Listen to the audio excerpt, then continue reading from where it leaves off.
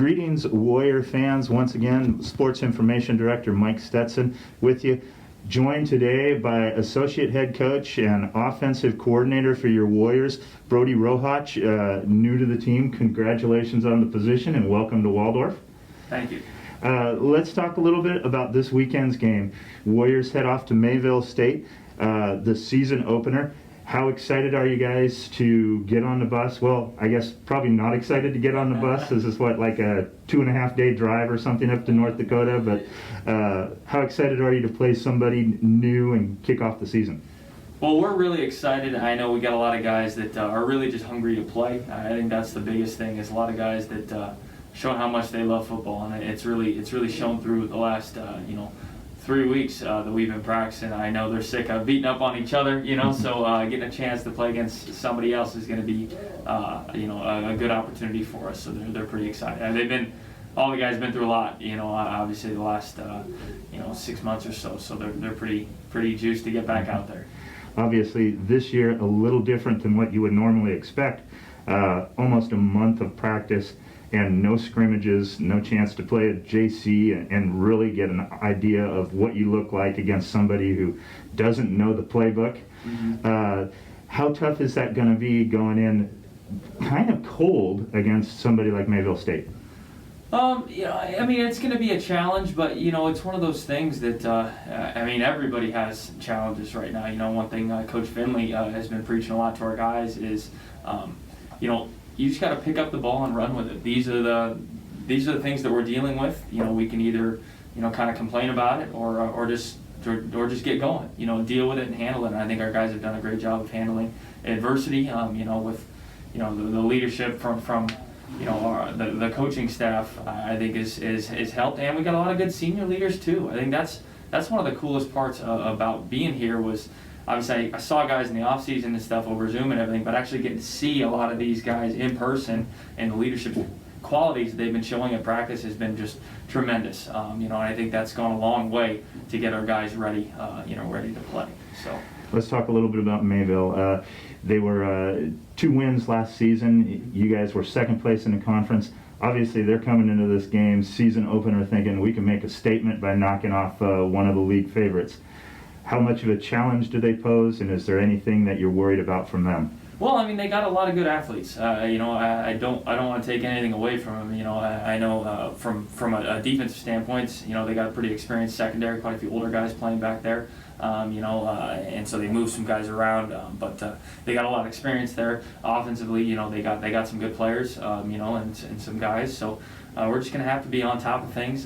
First game of the year, you just gotta set the tone early, and you gotta really, you gotta really strive to be better early on and just take care of business on that first week. So you mentioned some of the guys back at their quarterback and their leading receiver. We should mention their quarterback not only leading them in obviously passing and stuff like that, but led them in rushing last year as well, and their top receiver over 700 yards receiving. Are those guys people you key on, or are you looking at some of the other guys as well, or do you key on anybody or anything like that? Well, I think you have to key on guys. Obviously, this is football. This is one of those things where, Coach Finley talks about it a lot. You got to get your athletes to be able to play in space and to utilize their talents the best. And I think the same thing goes for offense and defense. Defensively, we're trying to key on some great guys, but we're also trying to put our guys in the best positions possible.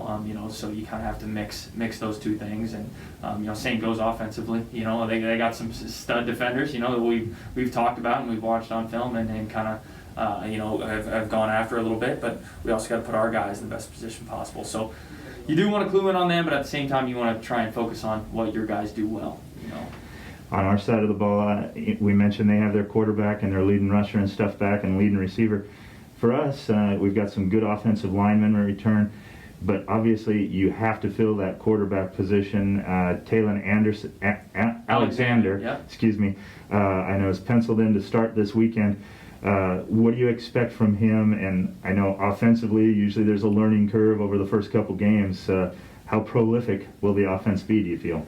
Oh, prolific. That's a fun word. And now, I don't know, with the quarterback position, it's one of those deals that you you got to play the position, and you got to highlight those attributes. So for us, that means making good decisions, getting the balls to the playmakers. We have a lot of good players at all of our spots, at all of our skill spots. I think running back, wide receiver, tight end, we got a lot of good players at those spots. So making sure that we can distribute the ball properly and making sure everybody can touch it and make plays and get opportunities. I think that's what's going to make the quarterback position excel. So making sure Taylor can do that stuff is kind of the biggest thing, and obviously leading the guys. Quarterback is not just a it's not just a skill position. You got to have the leadership qualities as well. So just emphasizing that, and just making sure he's ready to go this week.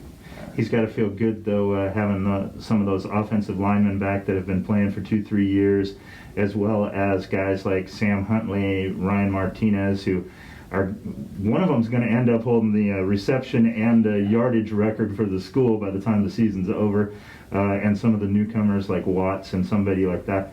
He's got a lot of weapons around him, so he doesn't have to carry the team. Yeah. How nice is that for him that he can have those tools to settle in and set his own pace? Oh, it's phenomenal. I think it's phenomenal for him, but I think it's phenomenal for other people. You mentioned our wide receiving core.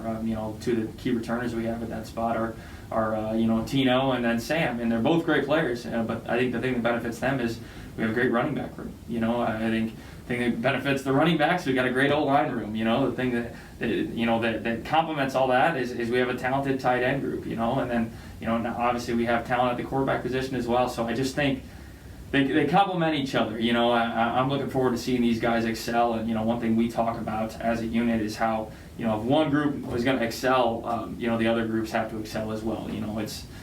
It's not just about getting those touches, but it's about maximizing those possessions and maximizing what you do when you don't have the ball. I think that's key, for these guys.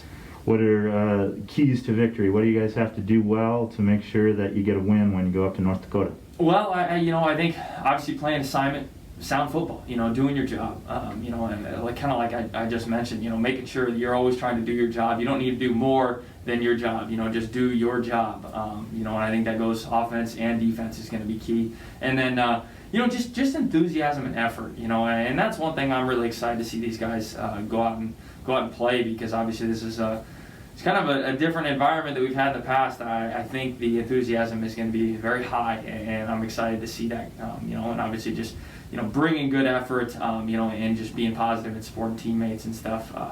That's going to be really the key. Is just making sure we handle our side of the ball and just do what we need to do. From an offensive defensive standpoint, and just execute, play hard. So we talked a little bit about Talon. Knowing the guy who's replacing in Bo, he was a great passer, but he was such a threat to run. Obviously, defenses had to play him a little differently, had to be a little more cautious. Is Talon a drop-back passer? Is he bringing the same kind of talents that Bo did? And what can we expect offensively? Will it be a wide-open offense, or will it be a mix, or will it be let the quarterback create a little bit? Well, the cool thing about Talon is I think he does a lot of things well. Not just throwing. I think he runs the ball really well. We've done some different schemes with him on the ground, which has been cool to see. But just offensively, gonna be some different stuff, and I think that's a testament to our guys. Personally, like I said, we have a really strong running back room, really strong wide receiver room. They allow us to do a lot of things offensively. Without giving too much away, I'm excited to see these guys go out there and play, because it's gonna be dynamic, and I'm excited to watch them play. So I think ideally for a long conference season like this, just kind of get out, get a lead, and run the ball all day long, and not give anything away would be kind of perfect, wouldn't it? Yeah. In past years, I absolutely would agree. This is a weird one. Like, I'm just so, and I think if there's one thing we're learning in the last 6 months is you can't take days for granted. So what is it? The water boy, fourth quarter can't hold anything back now. I think that rule kind of applies this week. Yeah. So. For you, new team, same position but new team. How exciting will that first game be when you step out there, and will the Butterflies be going? Yeah, I'm sure they will be. They are every week. I'm just excited to get working with all these kids. I think we got a lot of good players in our program, and obviously the staff as well. That's one thing that I've just really enjoyed. The camaraderie and working with all these guys, because not only are they fun to be around in the office, but they're good coaches. Coach Rourke handles the O-line, he's the run game coordinator. He's done a great job with those guys, getting them ready up front, prepared to play. Coach Bowes, our wide receivers coach, and he's done a phenomenal job. Obviously making the transition from player to coach is not easy, but it's been really cool to see him really blossom in that role. Coach Putney's our running backs coach, and he's really got those guys on a good track, and then Coach Glover, our tight ends coach, he's a student assistant. He's really stepped up, so it's just fun. It's fun to work with a group of people, on offense, and obviously the whole staff as well. It's fun to work with these guys and get some things going. So I'm excited. Appreciate it, Coach. We want to remind you, fans, teams on the road this weekend, go to the WaldorfWarriors.com website. We'll have a link to the live video so you can watch the game and cheer the Warriors on from home if you don't get up to North Dakota to watch them in person. Thanks a lot, Coach. Have a safe trip and good luck this weekend. Thank you very much.